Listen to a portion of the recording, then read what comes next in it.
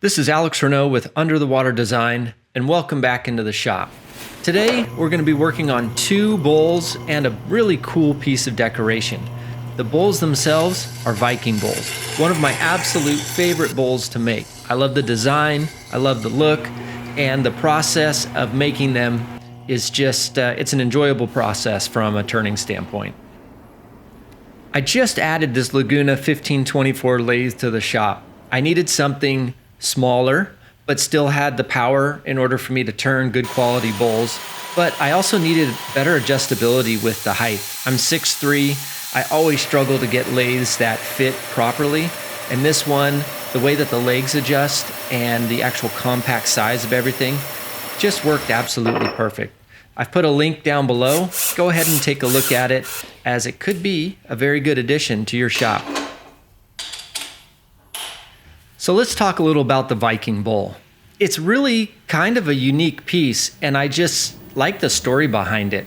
To even imagine that this style of wooden bowl was on ships, traversing oceans, traveling to foreign lands, doing whatever Vikings do, this was their bowl of choice. And there's some purpose to this bowl, and it's very utilitarian in how it's designed. And really, design is quite simple. It's a standard bowl in terms of what we think of as a bowl in our modern times.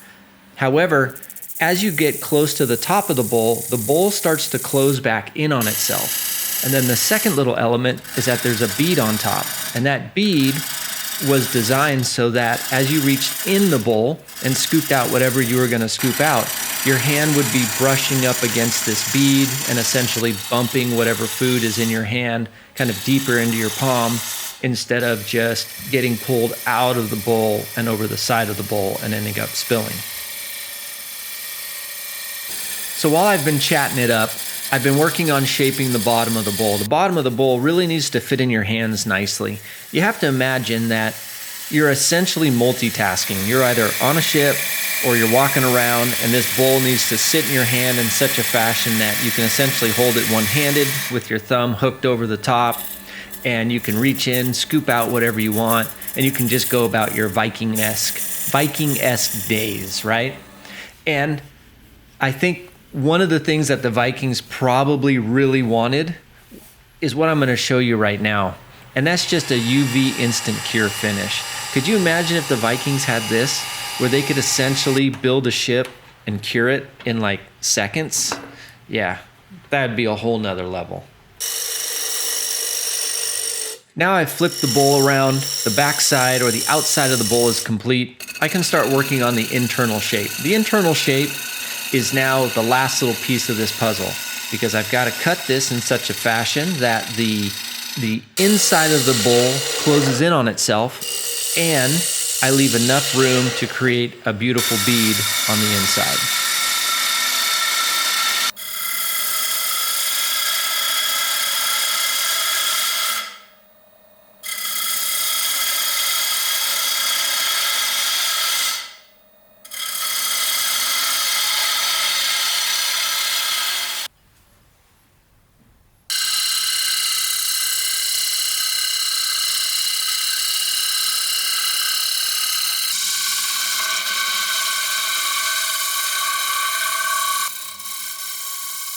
At this point, I'm just refining the bead, making sure that there's a really just perfect thick bump on the inside, that as your fingers come up the side of the bowl, they're gonna bump whatever you have in your hand back into your palm, and you're just gonna be a happy eater. Now, quick coat of finish, hit it with the UV light, and then I can pull the tenon off the bottom of the bowl. And then at this point, I'll have a finished bowl.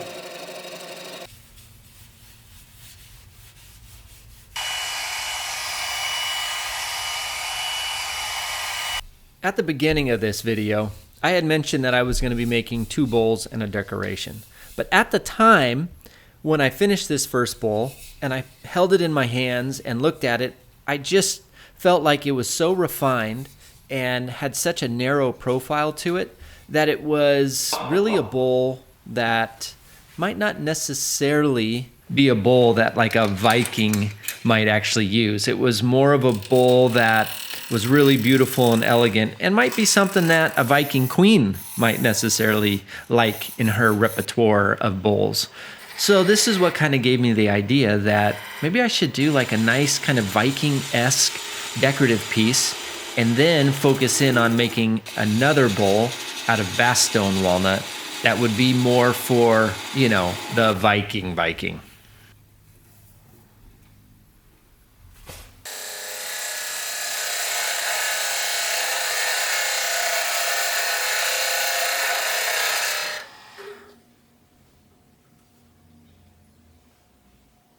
Well, I think this turned out pretty sweet. I think this is going to make the Queen awfully happy. For this next bowl, I just wanted to build something a little more robust. So it's a thicker piece of wood, Bastogne Walnut, a lot of figure in it, some checks, some kind of cracks, and it probably does represent what a Viking bowl was really like back in the time of the Vikings.